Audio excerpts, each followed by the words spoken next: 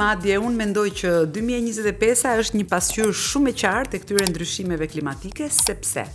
në qoftë se flasim për si vjet, ka qenë një mars relativisht i ngrohtë dhe i mirë për të bërë ture pranverore. Ishte një prill shumë i mirë që mund të konsiderohet i afërt ose i ngjashëm me majin për nga tiparet e sezonit turistik, pra nëse ne majin e llogarisim edhe sezon të përshtatshëm ose muaj të përshtatshëm për të bërë plazh, si vjet ka qenë i tillë prilli, ka qenë një prill shumë i mirë, ka pasur një fluks të kënaqshëm dhe pastaj maji ishte një prerje me thik që mendoj se ka qenë kryesisht për shkak të klimës. Pra ishte gjithë maji ishte me shi, kishte temperatura gati dimrore, madje diku në Alpe ra edhe borë, dhe u përkthye në rënje drastike të shifrave në raport me prillin. Do të thonë ishte një prill shumë i mirë, u presi me thik në maj, pastaj nisi qershori me temperatura të